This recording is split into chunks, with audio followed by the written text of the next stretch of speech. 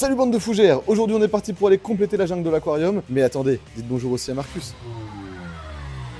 Bon, c'est un peu la merde. Gab, qu'est-ce que tu nous as fait là? On a un problème les chefs, on a un problème. Un gros problème, je crois. Regardez. Là, ça Regardez, coule de la là, filtration je là-bas. viens de couper, mais en gros je vous explique ce qui s'est passé. Ce matin, il manquait de l'eau dans le 14 000. Du coup, je me suis dit, qu'est-ce qu'il faut que je fasse? Un petit remplissage. Il était moins de 11 heures. Il est 13 heures. Donc ça fait 2 heures que ça tourne. 2 heures que ça tourne et qu'on vient de remplir, on vient d'inonder la fish room, mais d'un niveau. Ça m'était jamais arrivé. Alors, ce qu'on va faire, c'est que là, je vais aller commander tout de suite une pièce, les amis, qui s'appelle un stop de niveau. Vous savez, un truc qui s'active quand il y a un certain niveau d'eau, que je vais aller me brancher sur la filtration là-bas pour faire en sorte que ça n'arrive plus jamais. Mais là, on a vraiment fait n'importe quoi. On va avoir des gros problèmes. Déjà, l'inondation, au-delà de ça, dans la pièce, tout est prévu pour. Sauf qu'il y a 2 endroits où l'inondation, elle est passée. Dans les angles, là et là. Résultat, c'est passé dehors. Et c'est carrément maintenant le bâtiment qui est inondé. Et le problème, c'est qu'avec l'eau qu'on a ici, ça va venir faire pourrir risquer de faire rouiller des trucs qui traînent par terre, pourrir les murs. C'est trop la merde. J'ai trop le seum. Et du coup, la vitre du bac, elle tient même avec Ouais, bah l'eau là. au-dessus, quoi. Eh, mais venez voir ce que ça fait. C'est la première fois. Je vous dis, c'est la première fois que ça m'arrive. Ça a débordé là. Regardez le mur. Il coule encore. Si ça a débordé ici, les amis, c'est passé dans le mur derrière, par dessous les cascades et le mur végétal. Et ça, c'est vraiment la merde. L'eau qui est passée là-bas, faut qu'elle soit évacuée absolument par le sol. Sauf que vu que c'est déjà très humide, l'eau elle va sûrement galérer à partir. C'est la giga de merde, vraiment la merde. Putain, en plus j'ai un trop-plein qui est installé, mais il était fermé. Parce qu'avec le tambour, comme il tourne et tout, bah c'est galère. Bon, déjà la prochaine fois, on va mettre un trop-plein qui va être plug là, plus un contrôle, un truc autostop de niveau. Putain, je sais pas combien de mètres cubes. Bon, au moins le bac a fait un changement d'eau. Regardez les personnes de la situation. Moi, je suis en train de rien faire. Il y a Angéline qui travaille d'un côté. Oh là là, regardez-moi ce travail, c'est magnifique. Magnifique.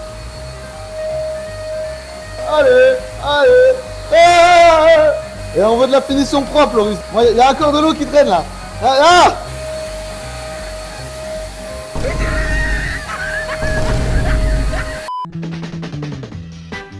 C'est la guerre, les amis, la guerre. Regardez-moi ça. Tout ça, c'est que des plantes qu'on va mettre dans les murs végétaux, dans les cascades, voire même des ball beaties qu'on va carrément mettre dans l'eau parce que j'ai envie de voir ce que ça donne, voir si ça peut tenir dans la partie aquatique du bassin. Donc ça, pour les cascades et le bassin. Là, on a des plantes qui viennent de Nature Atome. Merci à lui, une super petite plante variegata. On a de la Sélagina donnée par Manu aux reptiliennes. Merci Manu. Petite plante, j'ai plus le nom en tête. On va la voir tout à l'heure un peu plus en détail. Et une autre variété de Sélagina qui m'a mis juste là, qui est apparemment beaucoup plus rouge. On le voit à travers là d'ailleurs. Également après Regius Dream qui m'a régalé avec un bégonia. Donc c'est un bégonia qui pousse en fait en forme de tige et qui peut partir dans des petits bouts de sphénie. Ça va être vraiment trop stylé. Et on a aussi ici plein de petites plantes qui vont pousser de façon différente. Donc celle-ci par exemple, c'est une plante qui va venir pousser.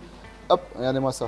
Ça pousse à la verticale, donc il faut vraiment le mettre dans les coins de la cascade, des trucs comme ça. Donc il y a plein de petits endroits où on va pouvoir les mettre, ça va être trop stylé. Il y a plein de petites boutures, de fresh cut, de trucs qu'il m'a mis. Merci Regius Dream, vraiment ça régale. Il y a vraiment plein de choses. On n'a pas de temps à perdre parce qu'on a énormément de plantes à mettre, mais on a aussi une bête hors du commun, hors du temps qu'on doit récupérer, qui tient actuellement par un balai. Regardez-moi ce pied de Monstera taille Constellation, absolument magnifique. Donc on a un énorme pied, c'est le pied de Tanguy. Vu qu'il part en Thaïlande, il fallait qu'il s'en débarrasse, donc je vais récupérer. Alors il a pris un petit peu cher, il y a pas mal de feuilles qui ont pris un peu cher. Vu que l'hiver commence à arriver, qu'il commence à faire frais, je pense que c'est ça qu'il a pas trop kiffé. Là en le mettant dans la serre, à mon avis, ça va être exceptionnel. Je vais le garder comme ça, je vais rien tailler, parce que j'ai pas envie de prendre le risque qu'il kiffe pas. Et il faut qu'on arrive à le sortir de son pot, ce qui va pas être une mince affaire. Je vais commencer par enlever un poil de terre ici, hop, pour creuser un petit peu.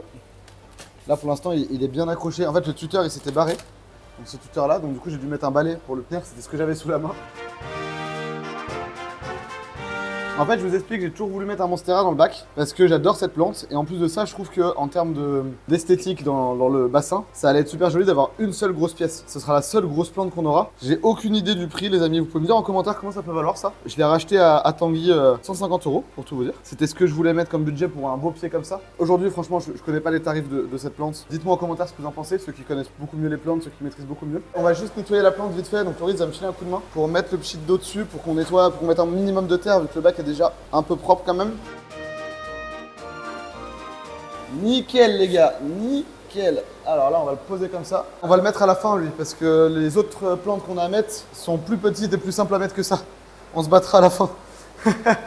On va essayer de pas se tuer avec les potas comme d'hab. Elle vient de voir direct en plus. Je vais commencer par ce côté là et puis après je ferai l'autre côté. En plus elle a plein de fleurs. Elle a 3 fleurs, regardez il y a 3 fleurs sur le même système. Il y en a une là, une là.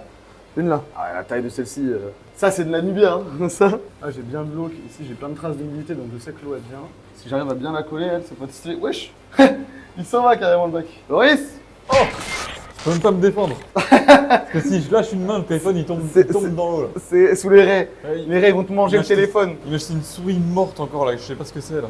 Regardez, moi j'ai de la petite Anubia Banzai comme ça, je pense qu'elle va être trop stylée, faut que je la mette vraiment un coin où. Pas qu'elle soit bien mise en valeur, mais qu'on la constate quoi. Je froisse les feuilles comme un mongol, mais en vrai. Putain, mais à chaque fois que je me retourne, le bac il est parti. On a cette plante là, qui est une. J'ai oublié le nom, c'est un bulbe et je crois que c'est amazonien. Donc on va la mettre quelque part dans la partie qui est à peu près subterrestre là-bas, dans un petit banc de sable. Et on verra si ça repart parce que ça pourrait être super joli, je pense. Et par contre, le mur, ça commence à être sympa. Hein. Oh non, j'ai de la petite Bucephalandra, juste là. On va la mettre, ça c'est trop stylé. Je crois que j'en ai une deuxième aussi, ouais, juste là. On va mettre les deux, pas près, mais dans le même mur parce que c'est plus joli s'il y a une espèce de cohérence quand même. Ah, comme ça. Là, je vais mettre la deuxième au bout ici. Et là, on va aller mettre le reste directement de l'autre côté. Ah, ça rend trop bien, ça rend trop bien. Franchement, je suis trop content. T'en penses quoi, Loris? C'est nickel là. Toutes les semaines on rajoute 15 000 dedans. Ouais, franchement. Mais merci à tous ceux qui ont pris le temps d'en filer quelques-unes, etc. Vous avez été très nombreux, j'insiste, hein, à participer au projet, à m'aider à constituer ce mur avec vos idées, vos belles plantes, etc. Et je vous en remercie énormément. Loris, j'ai besoin de ton avis. Ouais. Est-ce que ça te choque qu'on ait mis de l'Anubia? Moi, j'ai un truc dans ma tête. C'est un blocage psychologique. Ouais, parce qu'en fait, la forme de l'Anubia, elle rappelle trop l'asiatique. Non. Et je t'avoue. C'est africain les Anubias, je crois. Oui, c'est africain. Ça... Ouais, mais en fait, dans mon monde psychologique, c'est asiatique. Et j'ai l'impression qu'on est en train de casser tout le biotope en mettant Non. ça. Si c'est dans le mur, c'est juste ton cerveau. Après, si c'est dans l'eau, là, je pourrais me dire, ouais, ça fait pas trop amazonien, parce qu'on voit les poissons amazoniens Ouais, c'est vrai. avec des plantes africaines. Mais là, vu que c'est dans le mur, ça me choque pas.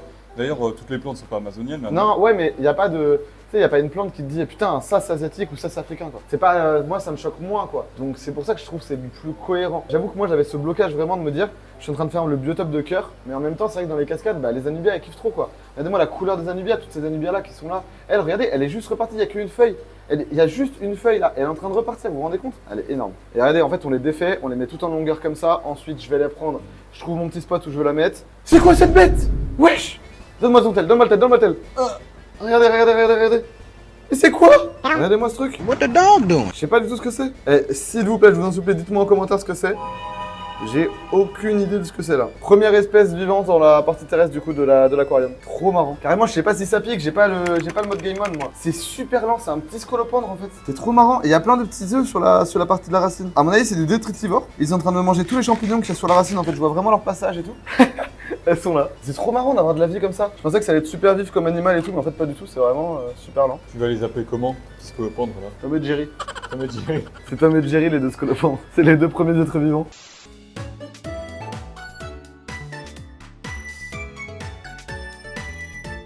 Ah, alors là, du coup, on est bon. Vraiment, tout est vert. Regardez les deux cascades, c'est complètement dingue. Je suis trop content du résultat. J'espère que tout va tenir. Putain, j'ai le petit mâle là qui vient raider. J'ai le dernier petit mâle qu'on a mis dans le bac. Qui est en plein grossissement. Qui vient me voir juste là. Regardez, une vraie petite tenne, ce petit con lui aussi. Alors, on va mettre les bolbitis maintenant. Pour se mettre les bolbitis, moi je veux les caler entre des racines. En fait, les bolbitis, pourquoi c'est les seules plantes que j'ai envie de mettre pour l'instant dans la partie aquatique? C'est parce que je les trouve très jolies et que c'est pas des plantes qui me rappellent trop l'Asie. En fait, je sais que c'est de l'asiatique, mais bon, ça me rappelle pas trop l'Asie et je les aime bien comme elles sont, donc je me dis que pourquoi pas les mettre dans le bac quoi. Et en plus, c'est de l'épiphyte, donc ça va kiffer être dans les racines quoi. Ce beau petit pied, je vais le mettre par où? Est-ce que Loris, tu vois un point d'appui quelque part? Un endroit qui serait joli? On a un gros pied mère également et celui-là je vais essayer de le mettre par là-bas. À moi les amis, je la vois depuis le dessus, j'adore, je trouve ça trop joli. J'espère que ça rendra bien et qu'elle va tenir quoi. Alors là on a toutes nos plantes grimpantes, etc. On va juste mettre tout ça dans les parties terrestres ou à côté des cascades. En fait on a plein de plantes grimpantes, ces petites plantes qui sont enroulées là. Je viens la mettre un peu dans la cascade, un peu cachée, je sais pas si ça va tenir. Mais je me dis si elle est par là, elle devrait aussi repartir bien. Ces plantes là, c'est des plantes qui vivent en zone assez humide. Ici au pied de la cascade, là où il y a beaucoup d'éclaboussures toute la journée. Peut-être que ça pourrait kiffer dans une zone vraiment extrêmement humide. Oh, regardez, regardez la rougeur qu'elle a. Ah elle est folle, celle-ci on va la mettre devant. Elle est incroyable. C'est l'espèce de Manu. C'est l'espèce de Manu. Ça le Manu va. Non c'est Manu qui avait une espèce qu'il connaissait pas trop, je crois, il m'avait dit. Et regardez comment elle est rouge, elle est folle.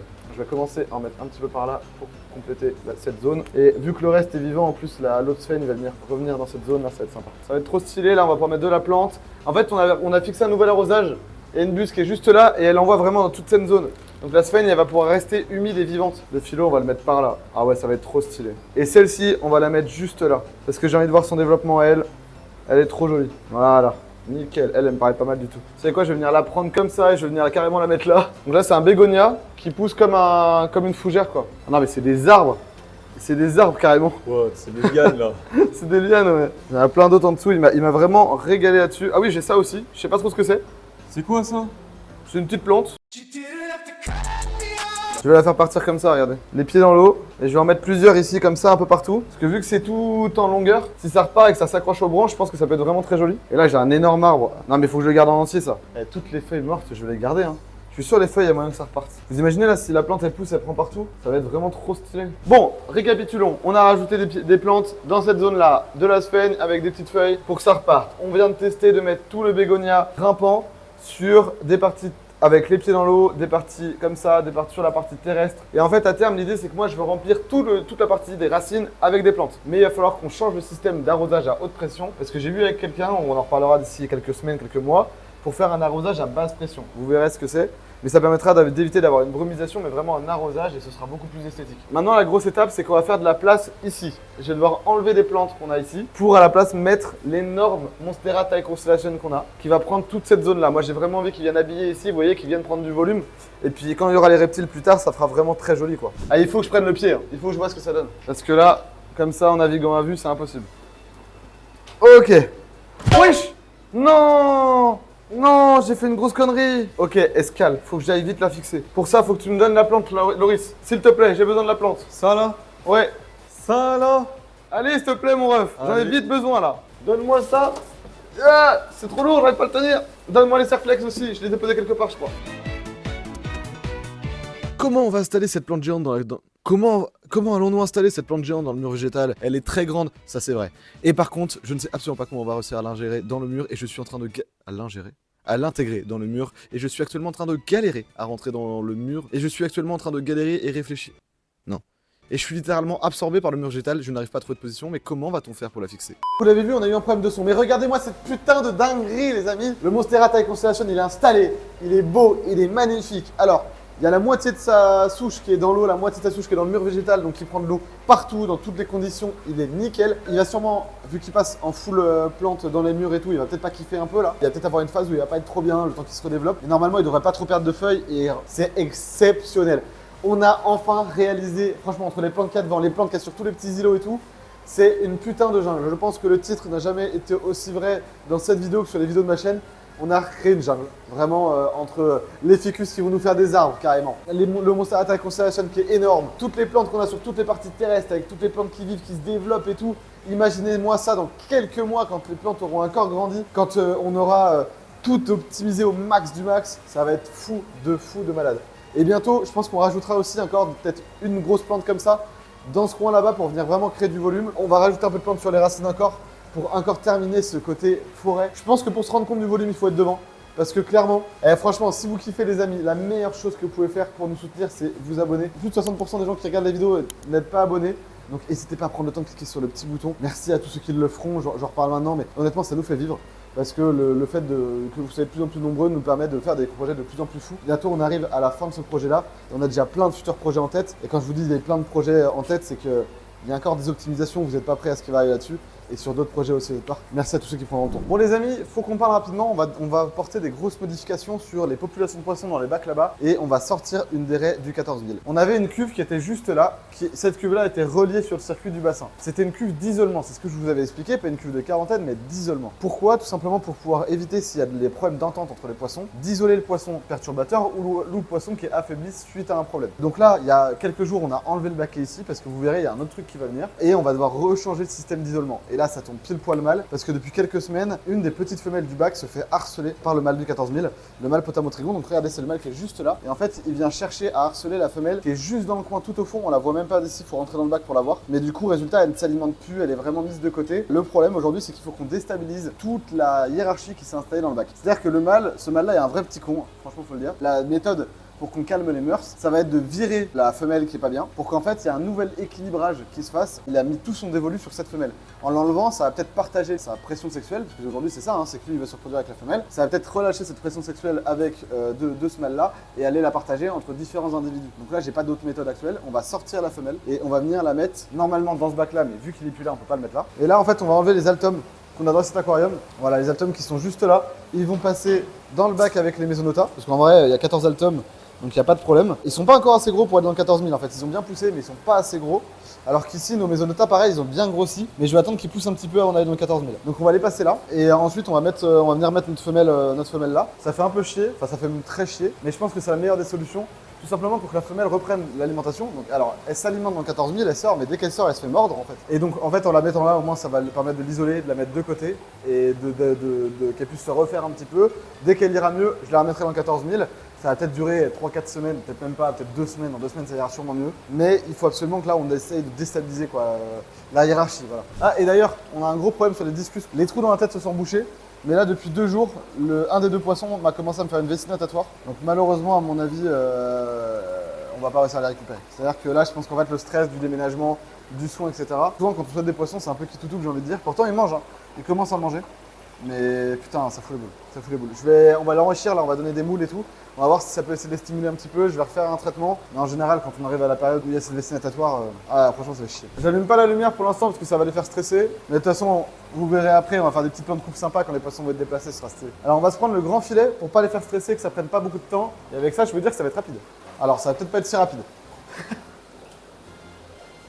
Waouh, viens là, mon grand. On va mettre le petit Géophagus avec d'ailleurs. Ah, le Géophagus, il est passé à travers les mailles du filet. Il y a quelques semaines, on a passé les plécos dans les bacs. Les 2 gros plécos communs qu'on avait récupérés chez Tanguy. Et putain, mais quelle dinguerie. Les amis, je vous conseille, quand vous avez des bacs d'élevage, franchement, mettez des plécos, c'est un truc de baiser. Moi, ils m'ont bouffé tout le biofilm qu'il y avait sur le bac. Mais vraiment tout quoi. Et en quelques jours, hein. Ils ont de masse grossi, hein. Ils ont déjà doublé, voire triplé de volume. Ah, ils ont triplé de taille depuis qu'ils sont là.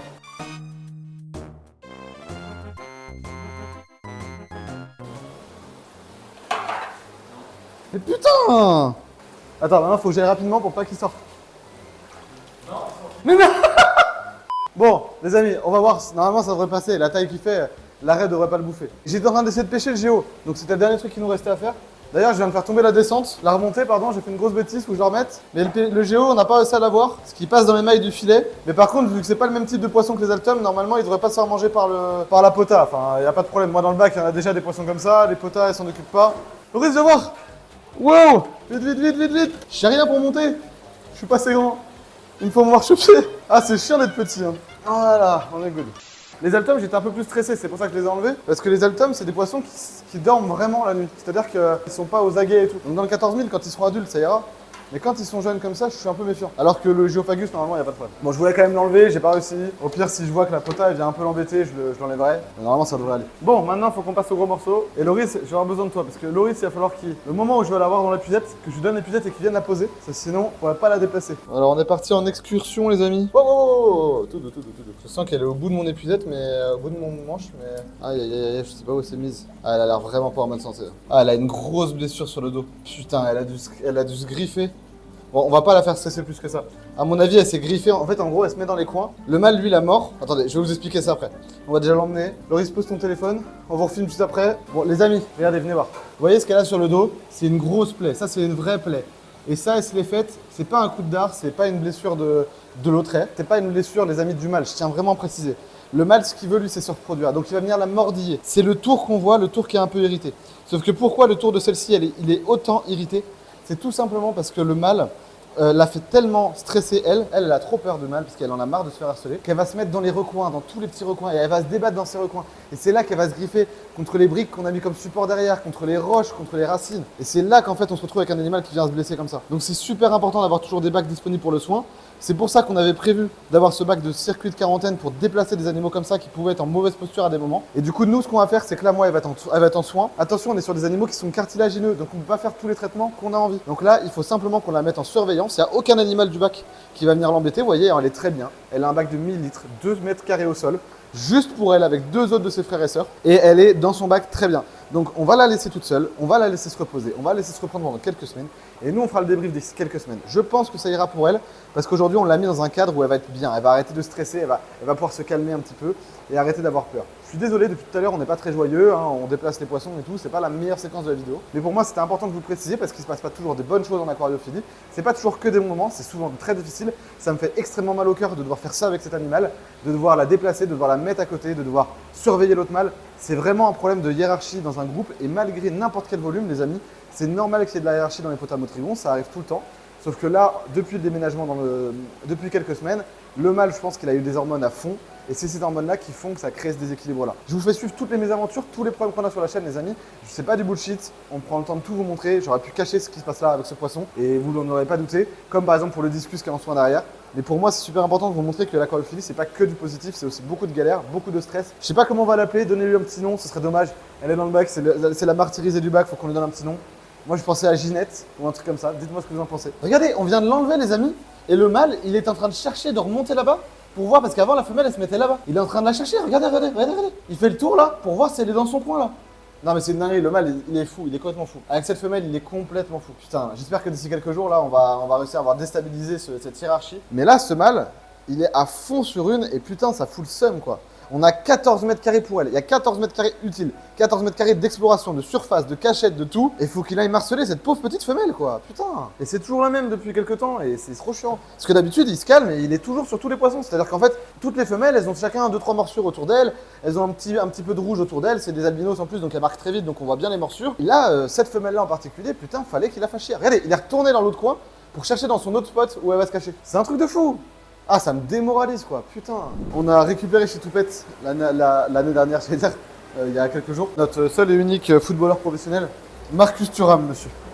C'est Marcus. Marcus Thuram. Pourquoi c'est Marcus? Déjà tout simplement parce que Tanguy l'avait nommé comme ça. Donc c'est un poisson-chat. Donc c'est un petit clarias, à peine somme adulte, hein. Il est tout petit encore. Attendez, on va essayer de le nourrir, on va voir s'il va manger. Regardez-moi, regardez comment ça a pas de stress, cette sale bête.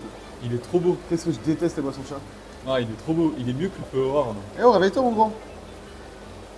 Il a du ping. Il a 2 temps. Il a du ping. Marcus. Waouh. J'ai jamais eu un nourrissage autant en échec. Normalement, il mange dans la main et tout. Non, mais regardez le zéro stress qu'il a. Regardez. Je vous jure, il est vivant. Hein. Mais... Je suis obligé de mettre une cave parce qu'il a sauté, Marcus. Marcus, il s'est évadé. Voilà. Ah oui. Regardez, il est vivant. On leur avait pas dit, mais il avait sauté. Alors, je vous explique. Je vous fais la scène vite fait. Le lendemain quand on est rentré, je l'avais installé dans son bac et tout, il avait déjà un petit couvercle en plastique, mais il était juste installé. Je discute avec Loris et un autre pote. Mon autre pote me fait une... Ah ben, je suis con, vous le connaissez, Nathan, de Faune Aquatique, me dit fais gaffe, ça saute fort. Je le savais, mais j'avais mis mon petit couvercle, j'étais bien. Quoi. Je vais pour manger, je mange pas ici, je suis parti. Je reviens, et là je vois le poisson dans le coin là. En PLS, comme ça en boule le poisson, il était comme ça. Et ça devait faire 1 heure qu'il était par terre. Je l'ai pris, je l'ai mis dans le bac, il était reparti direct. Il n'y a pas eu un problème. Vas-y, regardez, maintenant il a la dalle, ce bâtard. Regardez, il a la dalle maintenant. Il fallait juste le réveiller. Putain, je te jure. Il dormait carrément, il dormait. Non, mais ouais, c'est les poissons-chats, bon, c'est des espèces que j'aime pas du tout parce que ça bouffe tout. Vraiment, ça bouffe des quantités, ça peut bouffer des poissons quasiment de leur taille. Et en plus de ça, c'est des poissons qui sont globalement peu intéressants, je trouve. C'est-à-dire que c'est pas très beau, ça mange de tout, on peut pas les faire cohabiter. Ah, mais on en parle du Flower. Non, mais. Vous préférez Marcus ou le Flower? Il a pas de nom d'ailleurs. Comment elle l'appelle le Flower, les amis? Donnez-nous un nom pour le Flower. Moi, personnellement, je préfère le Flower quand même. Non, moi je préfère Marcus. Mais putain, mais Marcus, il mange des poissons de sa taille. Mais Marcus Thuram, Marcus, il mange des poissons de sa taille. Le Flower, c'est Mais il a le Flower. Regardez-moi le steak là-bas là. Le steak, carrément, il y a à manger dessus, on peut être à 5. Non, mais voilà, donc on a ramené Marcus. Donc Marcus va rester là jusqu'à ce qu'on lui retrouve. Il va soit partir chez quelqu'un, je vais peut-être le donner. On va soit le donner à quelqu'un, soit quelqu'un d'autre le récupérer. Tanguy m'avait dit que quelqu'un le voulait. Donc on va voir ce que ça donne. Mais en tout cas, pour l'instant, il reste en pension à la maison. Et également, j'ai récupéré des petits corridoras Perchoisis, c'est W28 qui sont en quarantaine ici pour l'instant et qui iront dans le bac avec le groupe des poissons dans le 14 000 d'ici quelques semaines. Dites-moi si vous préférez Marcus ou Flower. Si vous me dites que vous préférez le Marcus, ça me fait très mal au cœur, sachez-le. Allez les amis, on vous prépare la miniature. C'est un truc de baiser. Les discus, ils sont juste à mes pieds là. Ils sont là. Dans la jungle, dans le truc. Et ils s'en battent les couilles. Leur ponte, elle est là. Ils ne bougent pas. Je suis en train de faire le mongol à côté. Je suis en train d'essayer d'aller sous la plante. Il y a les discus qui sont juste derrière. La sensation, je vous promets. Je suis là en train d'aller me faufiler. J'ai les ombres, j'ai tout. Je vois les poissons en dessous de moi et tout. C'est trop stylé. À la semaine prochaine, les amis. Je me donne pour la miniature. Abonnez-vous, likez, partagez comme d'habitude. Et nous on se retrouve la semaine prochaine pour la suite des aventures. Ciao, bisous les amis.